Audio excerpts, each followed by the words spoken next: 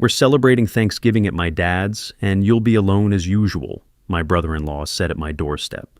I just smiled and booked a plane ticket.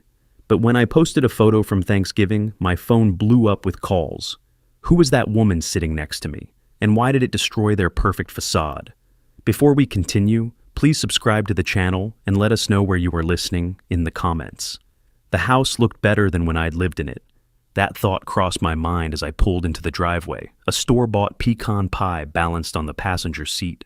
November had turned Nashville cold and gray, the kind of afternoon that made you want to be inside with family, planning holidays, laughing over nothing. 1 week before Thanksgiving, and I was still trying to figure out where I fit into my daughter's life. I didn't knock. 30 years I'd paid the mortgage on this place. Walked through that door after long days selling properties, fixing broken pipes at 2 in the morning. The key still worked, though I wondered sometimes if Logan had thought about changing the locks. They were in the living room when I entered. New hardwood floors caught the light from the massive television mounted on the wall. Had to be 80 inches at least. Aaron sat on a leather sofa I didn't recognize, cream-colored, expensive-looking. Logan sprawled beside her, thumbs moving across his phone screen like he was performing surgery. "Hey, Dad." Aaron's smile was quick, practiced. "We didn't know you were coming by." I held up the pie. "Thought we could talk about Thanksgiving. What should I bring? What time works for you?" Logan's eyes never left his phone. Aaron glanced at him, waited. The silence stretched out like taffy, sticky and uncomfortable. I noticed the marble countertop visible through the kitchen doorway. Marble. The counters had been laminate when I moved out 3 years ago. "Actually," Logan said, still staring at his screen, "we're doing Thanksgiving at my dad's place in Atlanta this year. He's getting older, you know how it is." I set the pie on the new glass coffee table. "Your father's place? I didn't know he lived in Atlanta." "Yeah, moved there a few years back." Logan finally looked up, his expression hovering between boredom and mild irritation. "Big house, plenty of room. Should be good." "Dad, we just thought," Aaron started. "He'll be fine, hun." Logan cut her off with the casual confidence of someone who'd never questioned his right to make decisions. "He's used to it, right, Lemuel?" The way he said my name, not Mr. Boyd, not even a respectful pause before it. Just Lemuel, like I was his poker buddy or someone he'd known in college. I felt my hand curl into a fist inside my jacket pocket, knuckles pressing against the fabric. "You'll be fine on your own, right?" Logan added. "Like always." Like always. The words landed soft, but cut deep. I looked at Erin, my daughter, the girl I'd raised alone after her mother left when she was 7. She was examining her fingernails, wouldn't meet my eyes. I walked slowly through the living room, letting my fingers trail across the back of that cream leather sofa. $12,000, maybe more. The hardwood floors ran throughout the house, white oak, professionally installed. I moved into the kitchen, touched the marble countertop, cold and smooth under my palm. Receipts were scattered near the coffee maker. I could see them clearly. Fleming's Steakhouse, 287s. Nordstrom, 643ers. The Container Store, 412s. The trust fund I'd established sent them $2,800 every month for house maintenance and property taxes. I did the math automatically. Real estate had been my business for 40 years. Numbers came as naturally as breathing. This renovation alone had cost 40, maybe 50,000. The furniture, the television, all of it added up to more than the trust fund could cover in years. "The house looks different," I said, keeping my voice level. "New floors?" "Yeah, place needed updating." Logan had followed me into the kitchen, his confidence filling the space. "Can't let it fall apart, right? Aaron deserves nice things." I turned to face him. He was taller than me now. I'd shrunk an inch or two over the years, and he knew it, used it. Stood just a little too close, making me tilt my head back slightly to maintain eye contact. "Where did the family photos go?" I gestured toward the fireplace mantel in the adjoining den. Generic abstract art hung there now, all blacks and grays, the kind of pieces that looked expensive but said nothing. "Those old things?" Logan shrugged. "We modernized. Clean lines, you know. Contemporary aesthetic." The photos had included Aaron's mother, back when she'd still been around. Aaron at her high school graduation. Aaron and me at her college commencement. 30 years of history replaced by clean lines. I walked through the den, the dining room, even glanced down the hallway toward the bedrooms. Everything had changed. The walls were a fashionable gray now. Grayish, they probably called it in the design magazines. Track lighting, built-in shelving where my old bookcase had stood. Dad, it's complicated this year. Erin finally spoke as I returned to the living room. She still wouldn't look at me directly.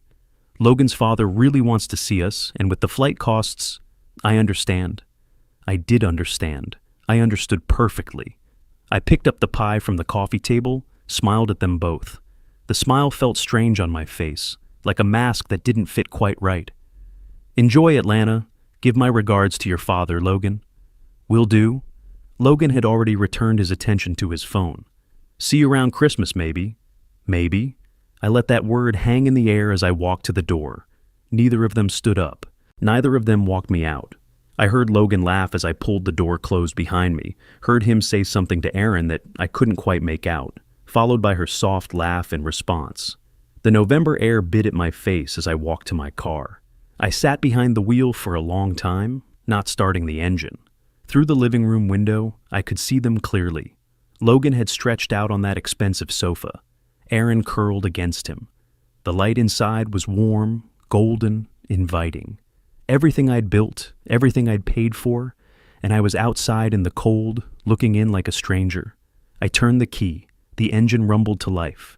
As I pulled away from the curb, I glanced in the rearview mirror one last time. The house was beautiful, lit up against the gray evening. It didn't look like mine anymore, but legally, technically, according to every document filed with the county, it still was. That thought stayed with me as I drove across town toward my apartment. My apartment felt smaller every time I came home. 2 bedrooms, 1 bathroom, a kitchen barely large enough to turn around in. The furniture was practical, nothing like the designer pieces filling my former house. I'd been here 3 years now, and it still felt temporary, like I was waiting for permission to actually live somewhere. I dropped my keys on the kitchen counter and sat down at the small table. The pie sat in front of me, still in its plastic container. I opened my laptop and pulled out the folder I kept in the hall closet. Financial documents, bank statements, property records, things I'd been avoiding looking at too closely. The trust fund statements told their story in neat rows of numbers. $2,800 transferred automatically on the first of every month. 3 years. I calculated quickly. Over $100,000. That didn't include the property taxes I paid directly, or the homeowner's insurance, or the value of letting them live rent-free in a house worth $485,000. Probably more now with those renovations. I pulled up the property records on my laptop, navigating to the county assessor's website, typed in the address, waited for the page to load. Owner of record, Lemuel James Boyd. I stared at that line. I'd forgotten. How had I forgotten something that fundamental?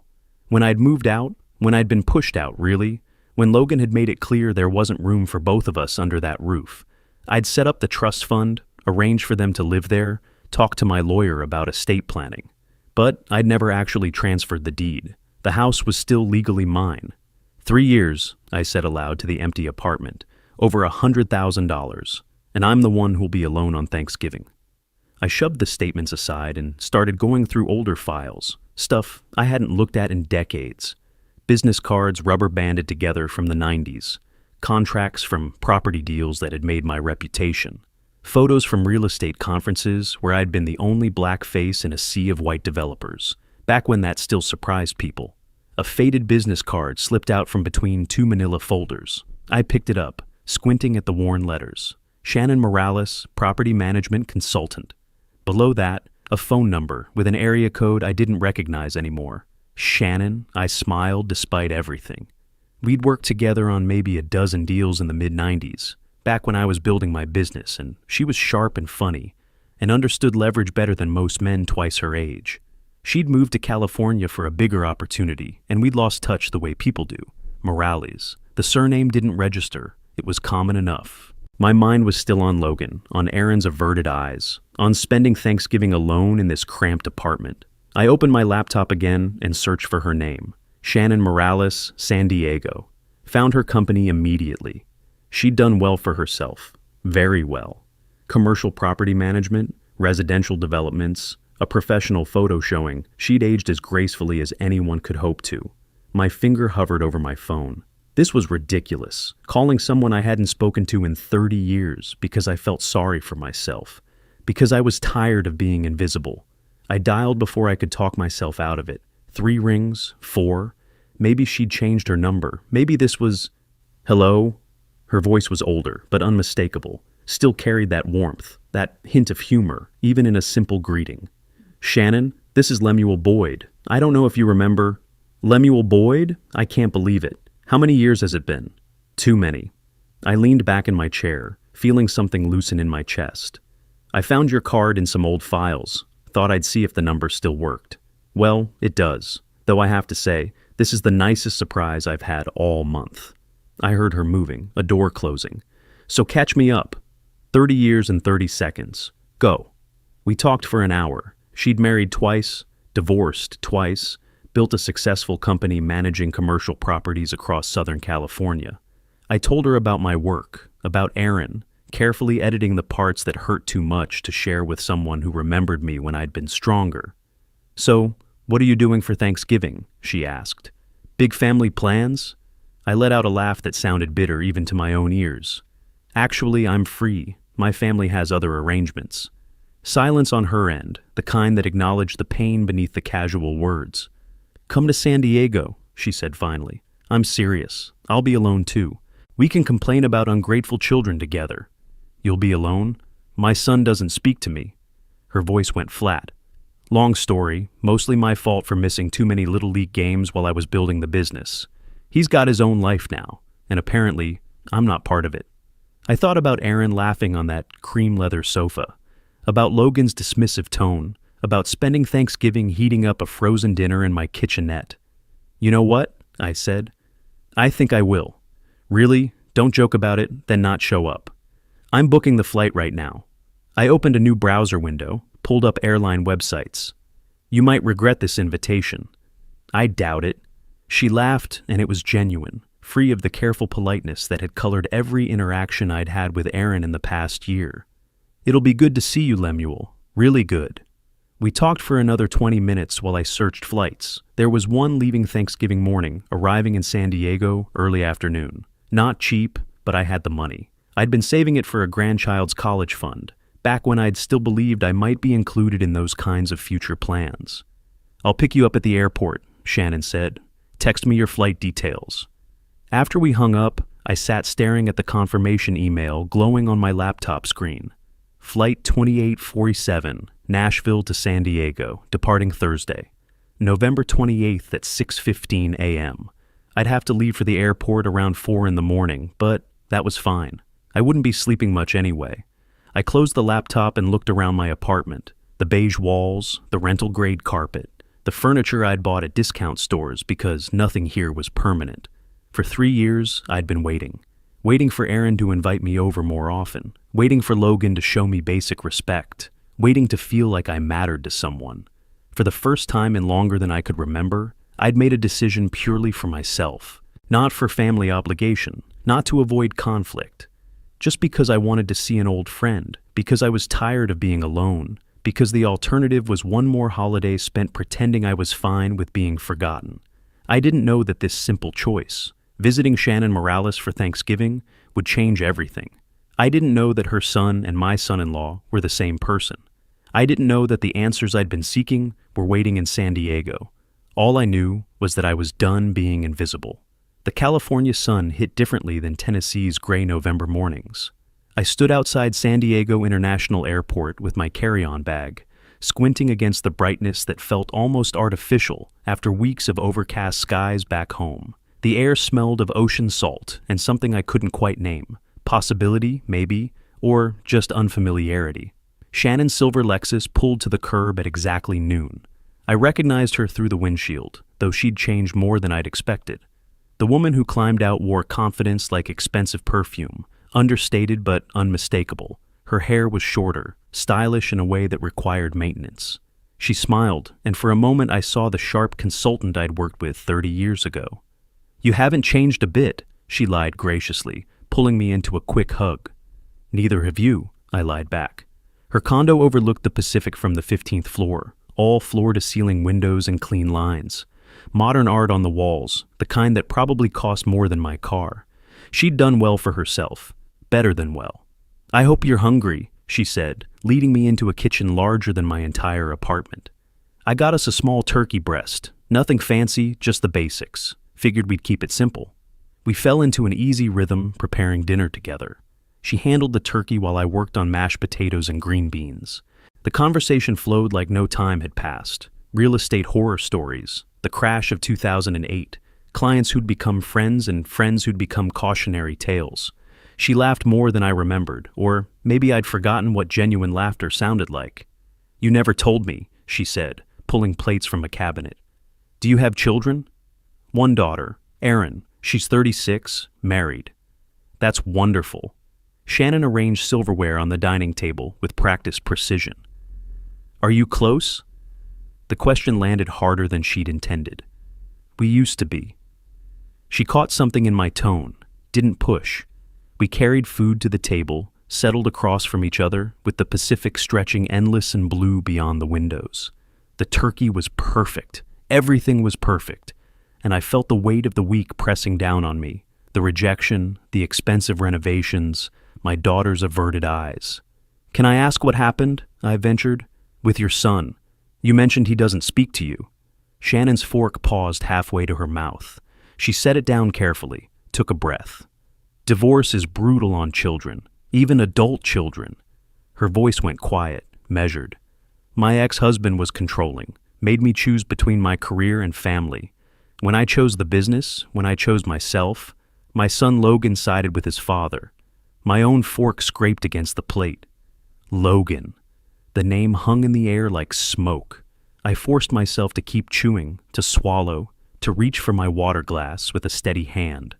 "How old is he now?" I asked, casual, just making conversation. 38, real estate agent last I heard. She pushed food around her plate. "He told me I destroyed our family. The last time I saw him, must be 15 years now.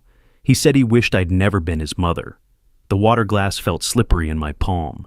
38. Real estate. Logan. Morales was a common surname.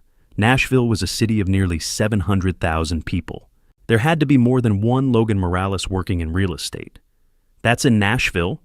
The question came out too quickly. "Yes, he moved there for work." Shannon's eyes were distant, seeing something I couldn't. "I tried to visit once, after he'd been there a few years. He refused to see me, said I was dead to him, so I should stay that way." A tear tracked down her cheek. She brushed it away impatiently. Eventually, I stopped trying. What's the point of forcing yourself on someone who doesn't want you? I knew that feeling intimately. "I'm sorry." We finished dinner in near silence, the earlier warmth replaced by the ghosts of absent children. Shannon cleared the plates, waved off my offers to help. She returned with coffee and an old photo album, its leather cover cracked with age. "I don't usually do this," she said, settling beside me on the sofa. "But since we're being honest about our failures as parents..." She flipped through pages of memories. A much younger Shannon with a little boy, birthday parties, Christmas mornings, little league games she'd probably missed more often than not. Then she turned to a page near the back. This was taken about 10 years ago in Nashville. He'd just gotten his real estate license. The photograph showed a man in his late 20s, standing in front of a brick building with a professional smile that didn't reach his eyes. The angle of his jaw, that particular tilt of his head, equal parts arrogance and insecurity. The way he stood with his weight on his left leg, right hand in his pocket. Logan Morales, my son-in-law. The man who dismissed me in my own house a week ago. "Handsome, isn't he?" Shannon's voice seemed to come from very far away. "Nashville," I managed. "That's where I live. Small world." "He works in residential real estate there. I looked him up online once. Has his own profile on one of those realtor sites. Seems successful, from what I could see." She closed the album. "I know I sound bitter, but when your child tells you they wish you were dead, that stays with you, you know?" "I can't imagine," I said quietly. But I could imagine. I was living it. Shannon mistook my silence for sympathy. She squeezed my hand. "Look at us. Two lonely people on Thanksgiving, crying over children who don't want us. We're pathetic." "We're here," I corrected. "That's something." I excused myself to the bathroom, told her I needed a moment, locked the door, and gripped the edge of the sink until my knuckles went white, stared at my reflection, a 63-year-old man who just discovered his son-in-law had erased his own mother from existence, told everyone she was dead, built an entire life, married my daughter, lived in my house, spent my money, all while his mother sat alone 3 states away, believing he wanted nothing to do with her. The audacity of it, the sheer breathtaking cruelty. I splashed water on my face, dried it with a monogrammed towel, and returned to the living room with what I hoped passed for composure.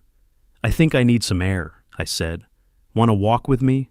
We stepped onto her balcony. The Pacific stretched before us, dark and endless in the fading light. Shannon asked if I wanted coffee. Her voice drifted from somewhere behind me, warm and concerned.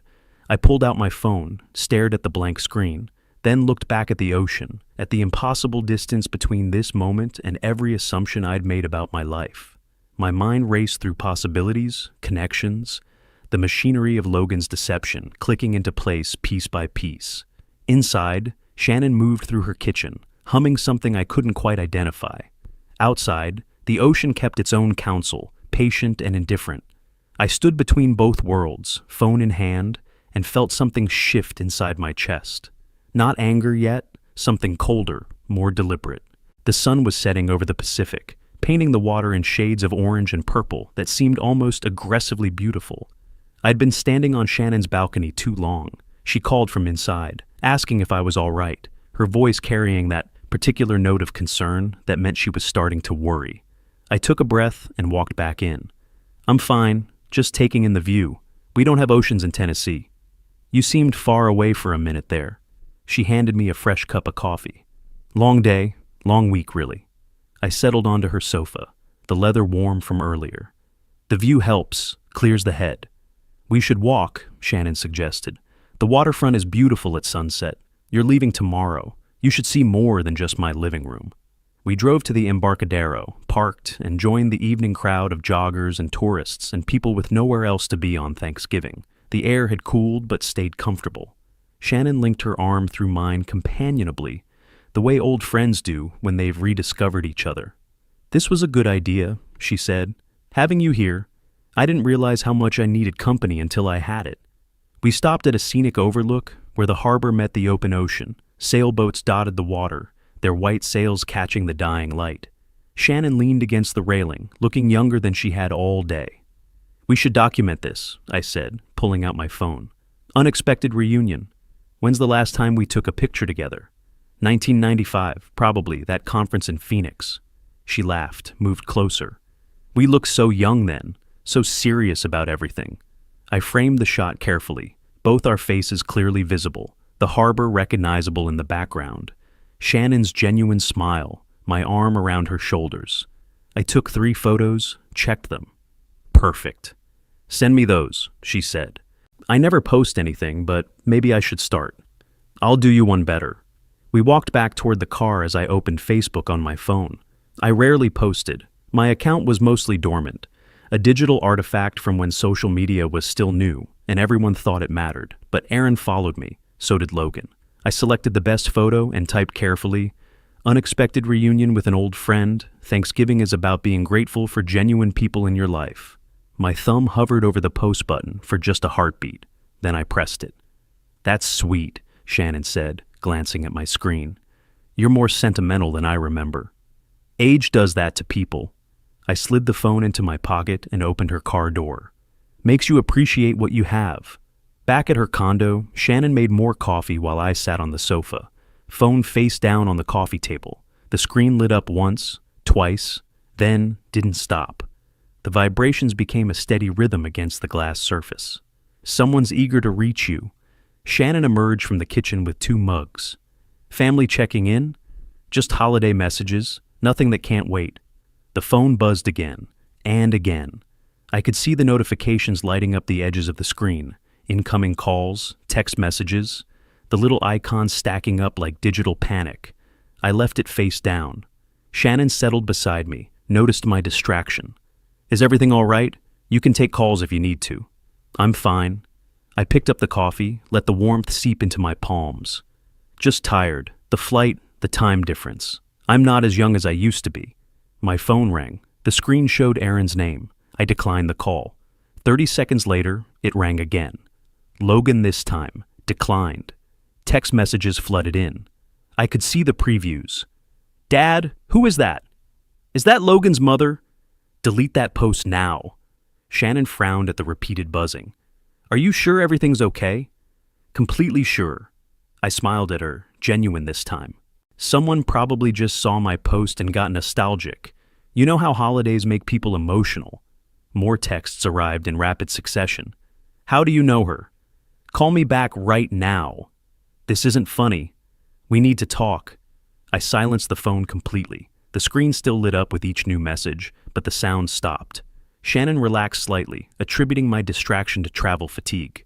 Stay another night, she suggested. Fly back Saturday. You just got here, and I'm enjoying the company. I appreciate that, but I have things to handle back home. I stood, set down my empty mug. I should probably head to my hotel. Let you have your evening. This was exactly what I needed, though. Promise you'll keep in touch? Actually, keep in touch this time. Not another 30-year gap? I promise. And I meant it. Shannon deserved better than what her son had given her. Better than being erased, declared dead, forgotten. We hugged goodbye at her door. She held on a moment longer than expected, and I realized how lonely she'd been, how much this single day had meant to her. I drove to my hotel in a rental car, checked in, rode the elevator to the 4th floor.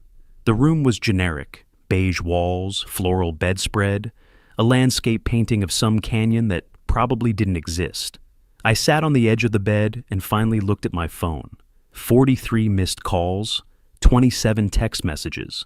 I scrolled through them slowly, watching the progression. Confusion first. Dad, is that Shannon Morales? Then recognition. Why are you with Logan's mother? Then panic. You need to delete that post. Then fury. This is not okay. Logan's messages were more direct. What are you doing? Call me immediately. This is a private family matter. And finally, this is a private family matter. We need to talk now. I set the phone on the nightstand and lay back on the bed, hands folded behind my head. The ceiling had those textured swirls that all hotel ceilings seem to have, patterns that meant nothing and went nowhere. Logan thought his mother was dead to him. Aaron believed her mother-in-law didn't exist. They'd built their life on careful omissions and outright lies, spending my money in my house while pretending I barely mattered. And now they were terrified. I allowed myself a small smile. I didn't have a full plan yet, didn't know exactly where this was going or how it would end. But I'd just taken my first piece off the board, made my opening move in a game Logan didn't even know we were playing. My phone lit up again. Another call from Aaron. I watched it ring until it went to voicemail, then picked up the device and turned it off completely. Tomorrow I'd fly home. Tomorrow I'd face whatever came next. Tonight, I'd sleep better than I had in 3 years. The flight back to Nashville had landed past midnight. I'd unpacked my carry-on in darkness, hung my few shirts in the closet, set my phone on the kitchen counter without looking at it. Sleep came in fragments, broken by the hum of my refrigerator, and thoughts I couldn't quite organize into coherence. December's gray light filtered through my apartment windows by 7. I made coffee slowly, the ritual comforting in its predictability. The phone sat where I'd left it, screen dark but somehow radiating accusation. 67 missed calls, 89 text messages. The numbers glowed red when I finally picked it up. I scrolled through them with my coffee cooling in my other hand. The progression told its own story. Early messages from Aaron. Dad, is that really Logan's mom? Then, please call me back. By midnight, they'd turned desperate. I don't understand what's happening. Logan's were different, sharp, demanding. Delete that photo immediately. This is private family business. You're interfering in things you don't understand. His final message had arrived at 2 a.m. We need to talk, face to face. I set the phone down and drank my coffee. Let them wait. They'd made me wait 3 years to matter in their lives. They could wait a few hours for answers. Around noon, my phone rang again. Aaron's name appeared on the screen. I let it ring 3 times while I decided whether I was ready for this conversation. On the 4th ring, I answered, Dad. Her voice was wrecked, raw from crying. Please tell me you didn't know. Tell me this is some horrible coincidence. Why would I know your husband lied about his mother being dead? Silence stretched between us. I could hear her breathing, uneven and shallow. How do you know her? She asked finally. Shannon Morales. We worked together 30 years ago. Real estate consulting. We lost touch. And you just randomly reconnected? I called an old colleague on Thanksgiving, that's all. I kept my voice flat, factual. I didn't know she was Logan's mother until she mentioned her son. Logan, the real estate agent in Nashville. He told me she died, Aaron's voice cracked, in a car accident when he was 20. I've watched him skip Mother's Day every year. He'd get quiet and distant, and I thought he was grieving. Interesting, I said. How the dead come back to life on social media. She made a sound that might have been a laugh or a sob. What else has he lied about?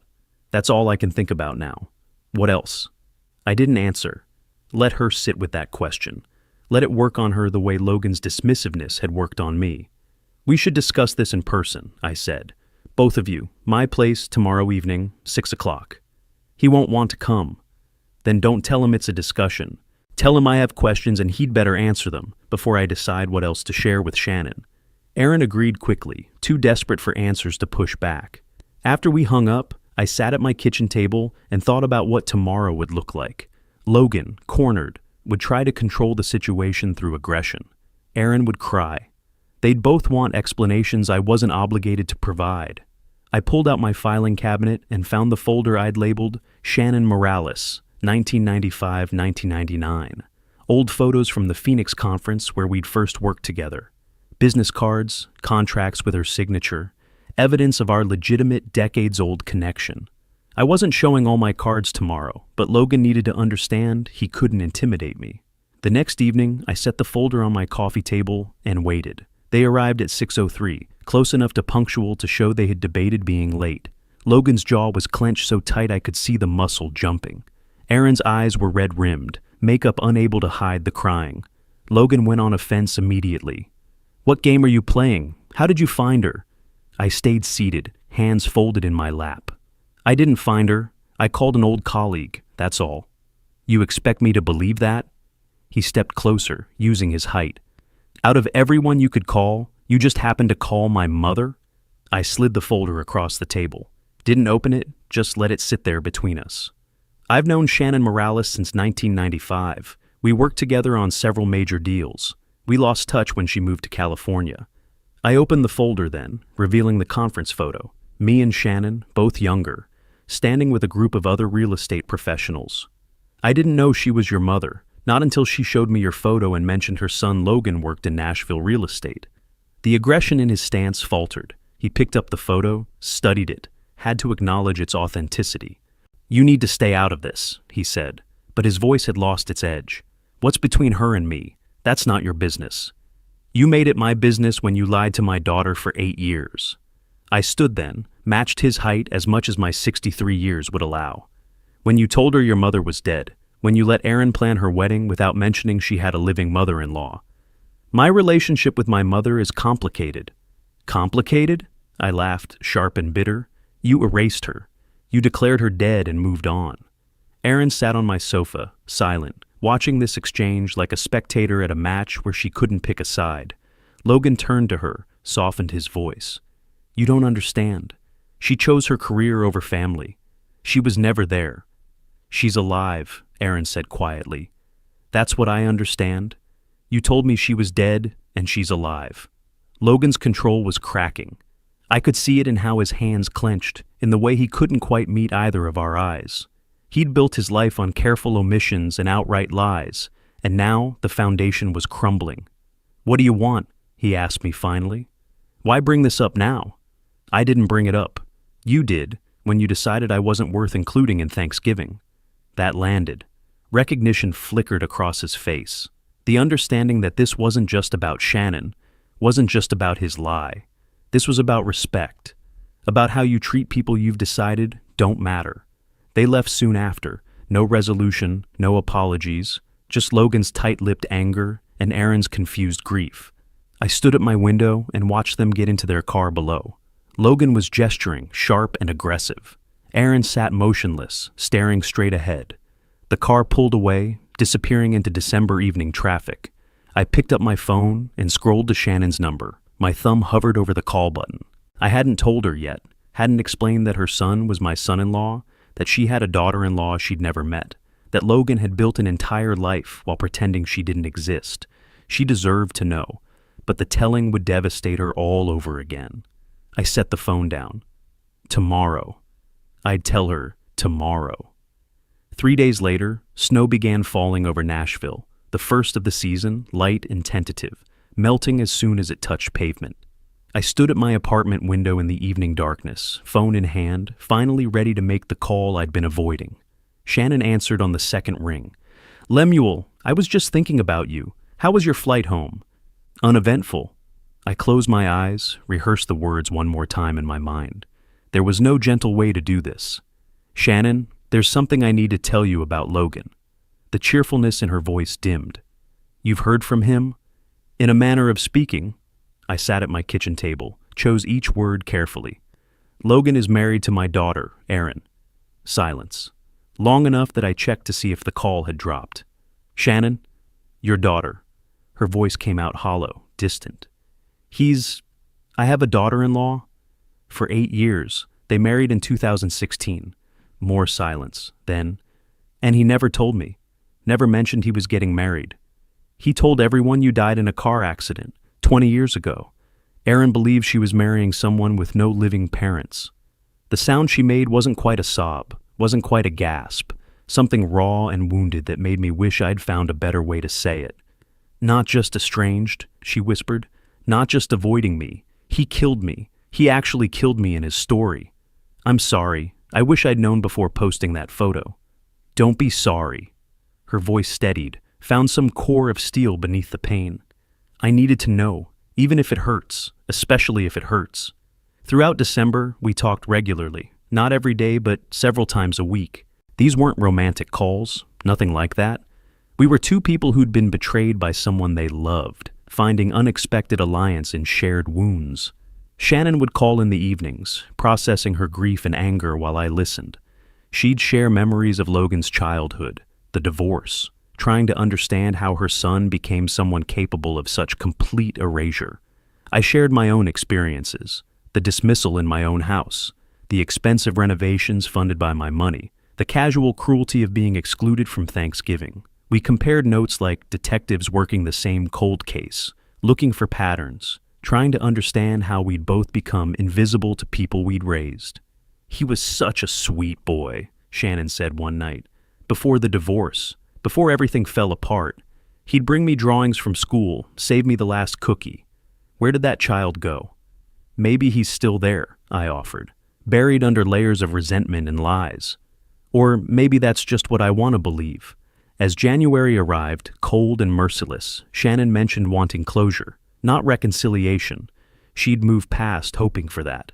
But confrontation, acknowledgement, the chance to look her son in the eye and ask him why. "Come to Nashville in February," I suggested. "Face him, get your answers." "I don't know if I can. What if he refuses to see me?" "Then he refuses, but you'll have tried. You'll know you didn't give up." She promised to think about it. Meanwhile, I'd been thinking about my own situation, the house, the trust fund, 5 years of sending $2,800 every month while Logan and Erin spent it on renovations and furniture and expensive dinners. I needed to understand my legal position before making any moves. In mid-January, I scheduled a consultation with Ethan Mason, a real estate attorney whose card I'd kept from years ago. His office occupied the 14th floor of a downtown building, all polished wood and leather chairs. Professional efficiency without unnecessary warmth. Mason was younger than me by a decade, with silver threading through his dark hair and reading glasses he kept adjusting. I explained the situation carefully, laid out the documents I'd brought. The property deed, still in my name. The trust agreement, 5 years of bank statements showing the monthly transfers. He reviewed everything methodically, making notes on a yellow legal pad. When he looked up, his expression was neutral, but his verdict was clear. "The property is legally yours, Mr. Boyd. The trust is revocable at your discretion." "What if I wanted to terminate it?" "That's your right. You'd need to provide written notice, but it's absolutely your right." He calculated numbers on his pad. Over 5 years, you've contributed $168,000 to maintain a property you don't live in. That's generous. It's foolish, I corrected. I called it generosity. They called it obligation. Mason removed his glasses, met my eyes directly.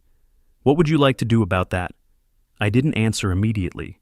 The question hung in the air between us, heavy with implications. What did I want? Justice? Revenge? Simply to stop being taken advantage of? I need time to think, I said finally. Take all the time you need, but understand your position is strong. Legally speaking, you have considerable leverage. I walked out of Mason's office into cold January air, hands deep in my coat pockets. Downtown Nashville rushed past, cars and pedestrians and the constant hum of a city that didn't care about individual grievances. The financial numbers kept circling in my mind. $168,000, 5 years. A house I couldn't live in, funding a life that had no room for me. That evening, I sat at my kitchen table with Mason's business card and a yellow legal pad. Started making lists, drawing diagrams, connecting dots. 3 columns. What I know, what I can do, what they don't know. Under what I know, Logan lied about Shannon. House is legally mine. Trust is revocable. They've spent $168,000 of my money. Under what I can do, terminate trust, sell property, bring Shannon to Nashville. Under what they don't know, everything. I tapped my pen against the pad, thinking through scenarios, calculating consequences. Then I picked up my phone and texted Shannon, "Book your flight for February. It's time." I sent a second text to Mason. "Let's schedule another meeting. I've made some decisions." Setting down the phone, I looked around my small apartment, the beige walls, the rental furniture, the place I'd retreated to when my family took over my house. Not for much longer, the pieces were moving into position. I just needed to decide which ones to sacrifice and which ones to protect. And who would be left standing when the board finally cleared? Shannon's flight arrived on a gray February afternoon, the kind where Nashville's sky pressed down heavy and colorless. I waited at baggage claim, watching passengers stream past with their rolling suitcases and exhausted faces. When Shannon emerged, she looked smaller than I remembered, diminished by nerves or the flight or the weight of what we were about to do. The drive from the airport to her hotel was quiet. She looked out the window at unfamiliar streets, buildings she'd never seen, a city where her son had built an entire life without her. I knew these roads intimately, knew where Logan worked, where he shopped, where he ate, especially where he ate. "Thank you for this," Shannon said as we pulled up to the Marriott downtown, "for bringing me here, for not letting me chicken out." "You're braver than you think," I told her. "Get settled. I'll pick you up at 6 for dinner." I'd chosen the Riverside Grill carefully. Upscale but not pretentious, always busy on Friday evenings. Logan and Aaron went there every Friday, their date night ritual, something Aaron had mentioned months ago before everything unraveled. I'd driven past last Friday just to confirm. They'd been there, window table, Logan gesturing animatedly about something. Shannon was nervous when I picked her up, talking quickly about her room, the view, how different Nashville was from San Diego. I let her fill the silence. We were seated at a table with a clear view of the entrance. The waiter brought menus. Shannon opened hers, closed it, opened it again without reading. "This is a nice place," she said. "Do you come here often?" "First time." I checked my watch, 7:05. They usually arrived around 7. "I don't know if I can eat. My stomach feels like it's full of rocks." "Try anyway. We might be here a while." At 7:15, the door opened and Logan walked in with Aaron beside him. He was animated, talking about something with his hands, probably a recent sale, the way his gestures suggested numbers and square footage. Aaron looked tired, like she'd been crying recently. They were shown to their usual table across the dining room, ordered drinks, settled in. I waited until their waiter left. Then I leaned forward, kept my voice low. "Don't look now, but your son just walked in." Shannon's fork clattered against her plate. "Where? Which one?" "Dark hair, blue shirt. The woman with him is Aaron." She turned too quickly, saw them. Her hand gripped the table edge so hard her knuckles went white. "That's him? He looks so different, older." 15 years will do that." "I can't do this. I thought I could, but I can't." I touched her shoulder gently. "You can. Come with me." We stood together, walked across the restaurant, weaving between tables. Other diners glanced up, went back to their meals. Logan was mid-sentence when he saw us approaching. His face went through a sequence of expressions: confusion, recognition, horror, each one more pronounced than the last. The color drained from his skin. Actually drained, like someone had pulled a plug. Aaron noticed his reaction, turned to see what he was staring at. "Hello, Logan." Shannon's voice was steady despite her trembling hands. "It's been a long time." Logan couldn't speak. His mouth opened, but nothing emerged. Shannon turned to Aaron, managed a smile. "You must be Aaron. I'm Shannon, Shannon Morales, Logan's mother." The emphasis on mother landed like a physical blow. Aaron's eyes went wide, flicking between Shannon and Logan, who still hadn't found his voice. "His mother?" Aaron's voice was barely a whisper. "But Logan said you died. He said car accident." Logan finally moved, standing so abruptly his chair scraped loudly against the floor. Other diners were starting to notice. He couldn't make a scene here. Too many witnesses, too public, too much exposure. Through gritted teeth, "This isn't the time or place for this." Shannon's smile turned cold. "When would be a good time? You haven't returned my calls in 15 years. You told everyone I was dead." "We don't need to do this here." Logan's voice was harsh but quiet, controlled by sheer force of will. "Actually," I interjected, "we can discuss this later if you prefer. Shannon's staying at the Marriott downtown, room 412, if you want to talk like adults." Logan's eyes snapped to me. "You planned this? You orchestrated this whole thing?" "I took an old friend to dinner," I said mildly. "Not my fault you chose the same restaurant." He knew that was a lie, knew I'd engineered this encounter precisely, but he couldn't prove it, couldn't do anything about it without causing the scene he was desperately trying to avoid. "Enjoy your meal," Shannon said, touching Aaron's shoulder briefly. "I hope we can talk soon, really talk." We walked back to our table. I could feel Logan's eyes burning into my back. Shannon sat down heavily, like her legs wouldn't hold her anymore. Her hands shook as she reached for her water glass. "I can't believe I just did that," she whispered. "You did well." Across the room, Logan and Aaron sat in frozen silence. Their waiter approached, retreated when he saw their faces. Aaron was talking now, leaning forward, gesturing. Logan's head was in his hands.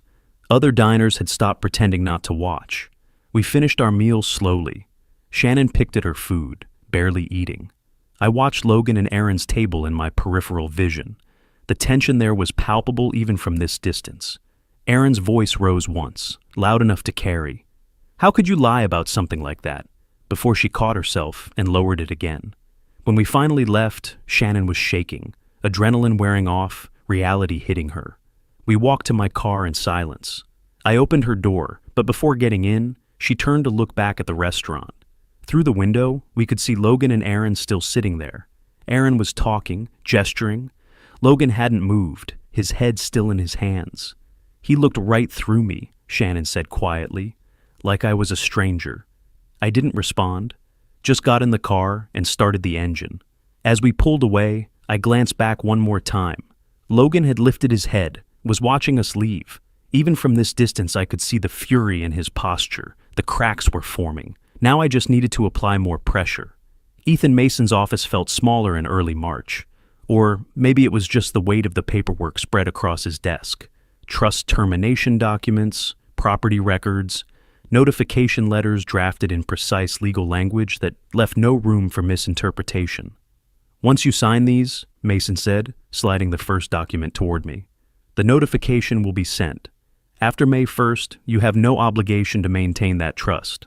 "How much notice are they getting?" 60 days, more than legally required, actually. He pointed to a clause in the termination letter. Tennessee law only requires 30 days for trust modifications, but I'd recommend the extra time. Shows good faith if there's ever a dispute. I signed where he indicated. My hand was steady, decisive. I'd been thinking about this since January, weighing options, considering consequences. But the restaurant encounter 3 weeks ago had crystallized everything. Logan deserved no more of my money, my generosity, my silent support.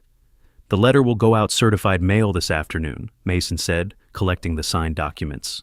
"They'll have to sign for it. Proof of delivery." Good. 2 days later, I imagined the scene I couldn't witness. The mail carrier arriving. Logan or Aaron signing the green certified mail slip.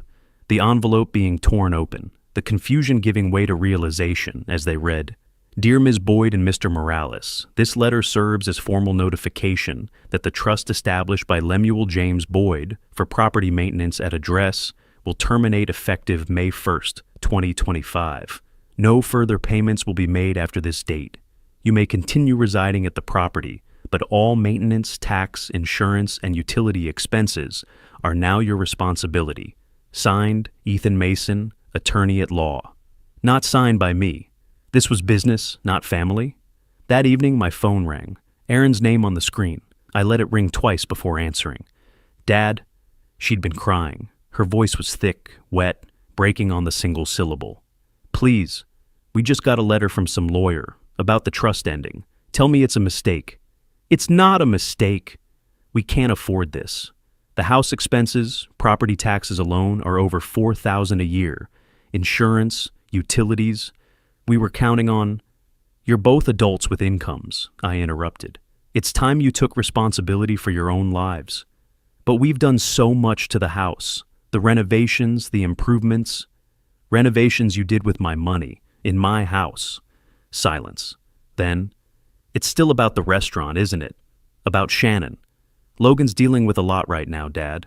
He doesn't need this added stress. Neither did I when he excluded me from Thanksgiving. Neither did Shannon when he told everyone she was dead." I kept my voice flat, emotionless. "You can downsize if you need to. Plenty of apartments in Nashville are more affordable. This is our home. It's my house. It always has been." She hung up without saying another word. In late March, Logan tried to solve the problem himself. I learned about it later from Mason, who had contacts at most Nashville banks. Logan had walked into First Tennessee Bank, confident and aggressive, requesting a home equity line of credit. The house was worth nearly $500,000, plenty of equity to tap. He probably had his pitch prepared, his documents organized, his charm ready to deploy. The loan officer ran the title search, standard procedure. That's when Logan's plan collapsed. "Mr. Morales," the officer said, "I'm sorry, but we can't approve a loan secured by property you don't own. I live there, my wife's family owns it, we've been there 5 years. That doesn't change the title. The owner of record is Lemuel James Boyd." Logan left the bank furious and humiliated. I could picture it, his aggressive stride across the parking lot, fists clenched, that arrogance finally cracking under the weight of reality. April brought the financial strain into sharp focus. Property taxes, insurance premiums, utility bills that had always been paid by the trust, maintenance costs. When everything was tallied, the monthly burden approached $3,200. Logan's real estate commissions had been down since February. He was distracted, unfocused, bringing his personal drama to client meetings. Erin picked up extra shifts at the upscale boutique where she worked part-time, but retail wages barely made a dent. They started fighting about money, about Shannon, about the lies Logan had told, and the lies he was probably still telling. Each argument chipped away at the foundation of their marriage. By late April, they were barely speaking civilly. Erin had met with Shannon twice for coffee, against Logan's explicit orders. Shannon was careful in these meetings, never bad-mouthing Logan directly, but answering questions honestly about the past, about the divorce, about why they'd lost contact, about the sweet boy Logan had been before everything went wrong. Erin was beginning to see patterns. Logan's need to control, his willingness to lie when it served him, his ability to rewrite history to suit whatever narrative he needed. She called me briefly one evening, her voice tired but clearer than it had been in months. "I don't know if I can trust him anymore." "That's something you'll have to figure out for yourself," I told her. "Shannon showed me pictures, Logan as a little boy. She loved him, Dad. He wasn't abandoned, he chose this. What people tell themselves and what's true are often very different things. I don't know what else he's lied about. Every time I think I've found the bottom of it, there's more." I didn't offer comfort or advice, just listened. Let her work through it on her own. In late April, my phone buzzed with a text from Mason. "They've stopped paying property taxes. First installment was due April 15th. No payment received." I read it sitting in my apartment, watching evening fall over Nashville, lights coming on across the skyline. I thought about the house, my house, and the two people living there who'd believed they could take it for granted forever. My phone buzzed again. Voicemail from Aaron. I didn't listen to it immediately. Instead, I opened my laptop and began researching. Real estate agents who specialized in that neighborhood, comparable home sales in the past 6 months, current market conditions, interest rates. The house was worth more now than when I'd moved out, probably close to $500,000 with all their improvements. I started making notes on a legal pad. List price, $485K. Agent commission, 6% for $2,900. Closing costs approximately $8,000.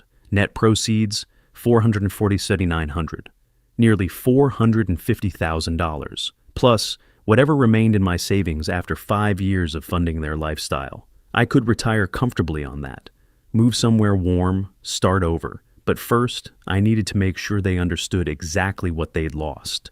I picked up my phone and called Mason. "I want to list the property," I said when he answered. "How soon can we move on this?"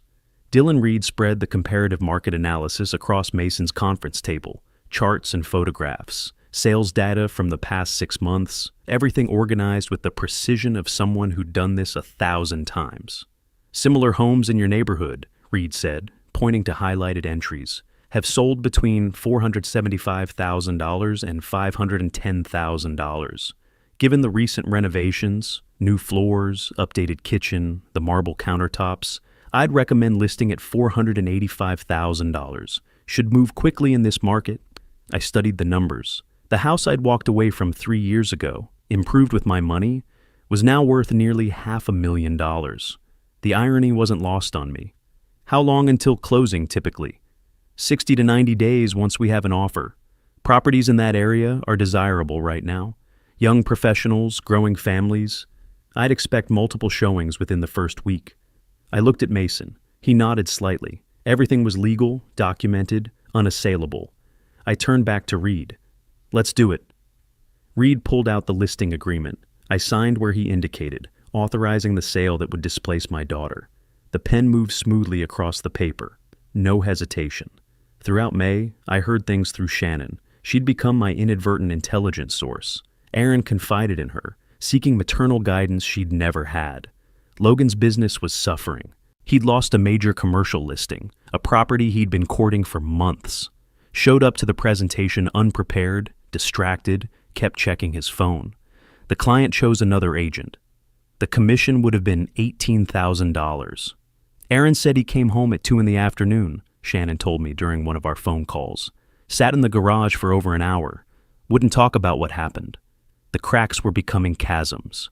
Late May, Shannon met Aaron for coffee at their usual place downtown. They'd fallen into a comfortable rhythm, twice a week, casual conversation. The relationship Aaron should have had with a mother-in-law all along. Shannon mentioned something that seemed innocuous to her, but landed like a bomb for Aaron. Logan was always bad with money, even as a teenager. His father and I argued about it constantly. Aaron went still, coffee cup halfway to her lips. Shannon continued, not noticing the impact. I heard from his father a few years ago. We still talk occasionally about Logan, hoping he'll come around. That Logan had gotten in over his head with credit cards. Has he gotten better about that? That evening, Shannon called me. I think I said something wrong. Aaron got very quiet, made an excuse, and left early. I could imagine what Aaron had done next. Gone home. Checked their joint accounts. Found nothing unusual because Logan was too smart for that. Then checked his personal credit card statement, the one she'd never looked at because she'd trusted him when he said he had no debt. The first week of June, the certified letter arrived at their door. Notice of intent to sell property. Mason had drafted it carefully, every word chosen for maximum legal protection. Lemuel James Boyd, as sole owner of the property at address, intends to list the home for sale with an expected closing within 60 and 90 days. Current residents must vacate within 60 days of sale closing.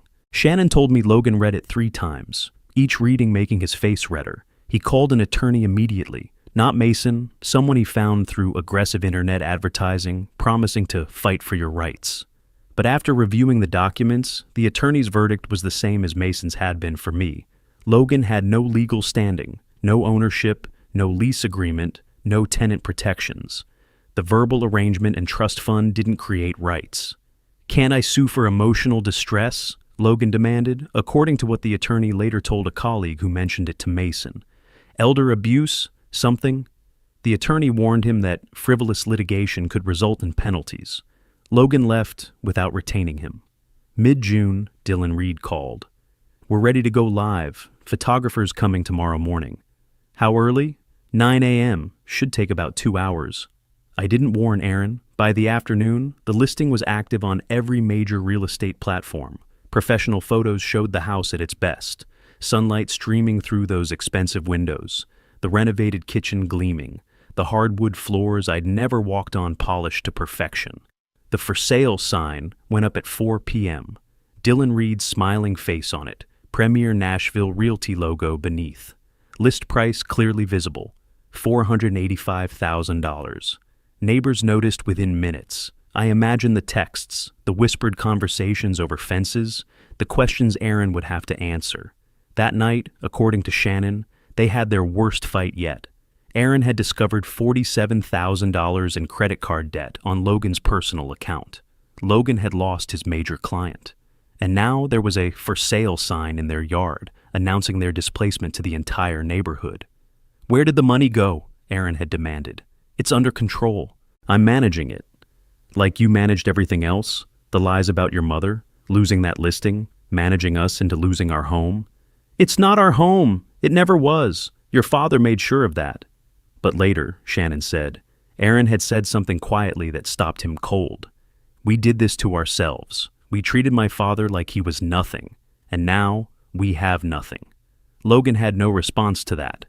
At 2 a.m, fueled by rage and desperation, he went outside and yanked the for sale sign out of the ground, stood there holding it, the metal post dripping dirt, before realizing how pointless the gesture was. He replanted it at dawn. Reed would just replace it anyway. Late June brought the first showing. A young couple, first-time buyers, excited about everything. Dylan Reed led them through while Logan and Aaron were required to leave, standard procedure for showings. They sat in Logan's car parked down the street, watching strangers tour rooms they had believed were theirs.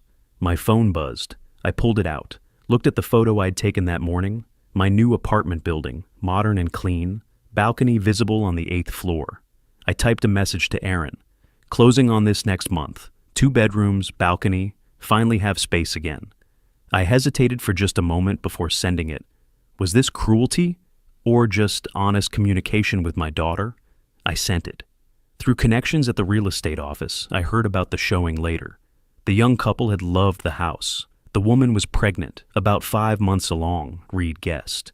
They'd stood in the 2nd bedroom talking about painting it yellow for the nursery, gender neutral, full of hope and plans. New life beginning as theirs fell apart. The circle completing itself in ways I'd never quite intended, but couldn't bring myself to regret.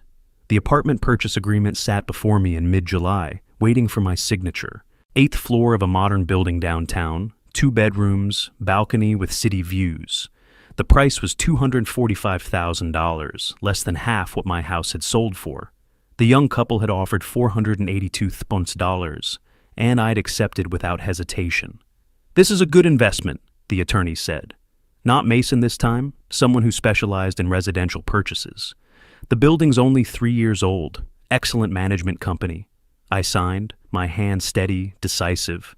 The weight I'd carried for 5 years, the burden of funding a life that had no room for me, lifted with each stroke of the pen. Late July, Shannon called from Nashville. She'd been visiting more frequently, staying a week at a time now, helping Aaron pack.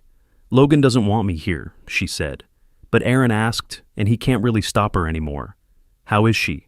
"Overwhelmed. They found a rental apartment, 2 bedrooms, one's $850 a month, much smaller than what they're leaving." Shannon's voice softened. "They're selling furniture to cover the moving costs and deposits. The truck they rented is half the size it should be." I pictured my daughter wrapping dishes, boxing books, dismantling the life she'd thought was permanent. Felt something that might have been sympathy, but was mainly just acknowledgement. This was the natural consequence of the choices she'd made. "Will you be there on moving day?" I asked. "If Aaron wants me, yes." She was. Shannon helped pack while Logan stalked through the empty rooms, bitter and angry, blaming me, blaming Shannon, blaming everyone but himself. The moving truck left in early afternoon, heading across town to an address I'd never see. Early August, Shannon called again. Erin left him, moved in with a friend from work. She told Logan she needs space. Divorce? Not yet, but probably. Shannon paused. She said it was the debt, finding out about the $47,000, realizing he'd lied to her the same way he lied about me, and his attitude through everything. The way he blamed everyone else, never took responsibility. How's he taking it? Alternating between pleading and threatening, from what Erin says. But she's done. She told me she's been talking with me regularly and learning what a healthy relationship looks like. That hurt to hear. Knowing my son showed her the opposite. We sat with that silence for a moment, the strange alliance we'd built over wreckage and shared pain. Mid-August, my phone rang. Erin's name on the screen. I answered, said nothing, waited. Dad. Her voice was thick with tears. I need to say something, and I need you to let me finish. I'm listening. The words poured out. Years of taking me for granted, letting Logan dismiss me, not defending me when it mattered. The Thanksgivings and Christmases where she'd chosen him over me, chosen convenience over respect. I should have stopped him, she said. At Thanksgiving, when he told you about Atlanta. All those times he made you feel like you didn't matter. I'm so sorry, Dad. I'm so sorry. I let her finish. Heard her cry through the phone, heard the genuine remorse in her voice. When she went quiet, I responded carefully. I appreciate that, but apologies are just words, Erin. I know they are, but I mean them. You and Logan made a choice. I kept my voice firm, but not cruel. You decided I wasn't worth your time, your respect, your consideration on holidays. You made me feel invisible in my own family, invisible in my own house. I know. Actions have consequences. Every decision costs something. Now you understand that. A long pause, then barely a whisper. You're right. I know. We didn't reconcile, not fully. The damage was too deep for quick repair. But something shifted in that conversation. A possibility opened. Not forgiveness, not yet. But understanding. A foundation that might someday rebuild into something resembling a relationship. I'm proud you left him, I said finally. That took strength. I learned it from you, she said softly. Watching you this year, the way you stood up for yourself. I never saw you do that before. After we hung up, I stood at my new balcony railing, looking out at Nashville's skyline. August heat made the air shimmer, but the view from 8 stories up captured the whole city. My city. The place I'd lived for 40 years, raised a daughter, built a business, lost myself, and found myself again. Late August, Shannon visited again. She brought wine. I'd made dinner, pasta, simple but good. We sat on the balcony as evening fell, comfortable in the silence we'd earned. Do you think they'll figure it out? Shannon asked eventually. Erin and Logan? Erin might. She's starting to see clearly, asking the right questions. I sipped my wine. Logan? Some people never learn. They just move from one situation to the next, always the victim, never understanding their own role. It's strange, Shannon said. I have a better relationship with his ex-wife than I ever had with him as an adult. Erin's not his ex-wife yet. Give it time. She smiled sadly. But you're right, it is strange. I have a daughter-in-law who actually wants to know me, and I have a son who wishes I was dead. You have more than that now. I gestured at the space between us, the wine glasses, the comfortable evening. You have a friend who understands what it costs to matter. She touched my arm gently. Acknowledgement without words. The sun finished setting. Nashville's lights created a canvas of gold and white below us. Thousands of lives being lived in buildings I could see from here. Somewhere out there, Logan was in his small rental apartment, alone, still blaming everyone but himself. Somewhere else, Erin was with her friend, trying to rebuild, learning hard lessons about choice and consequence. And here I sat, in my space, with furniture I'd chosen, walls I'd painted, a life entirely my own. Shannon refilled our wine glasses. The evening air cooled slightly, bringing relief from the day's heat. I looked around my balcony, smaller than the deck at the house had been, but mine. Every plant I'd chosen, every chair I'd positioned, every view I'd earned through patience and planning, and refusing to accept invisibility. For the first time in 5 years, I wasn't living in the shadow of what I'd lost. I'd built something new, something better, something that couldn't be taken because I'd claimed it for myself. Shannon said nothing, just sat beside me in understanding. We both knew what it had cost to get here, the pain, the confrontations, the relationships severed or damaged. We'd both lost children in different ways, but we'd gained something more valuable. Proof that we mattered, that our lives were worth fighting for, that consequences applied to everyone. The story didn't end with triumph, just quiet satisfaction. Justice served, lessons learned, life reclaimed. If you like this story, please like this video, subscribe to the channel, and share your impressions of this story in the comments. To listen to the next story, click on the box on the left. Thank you for watching.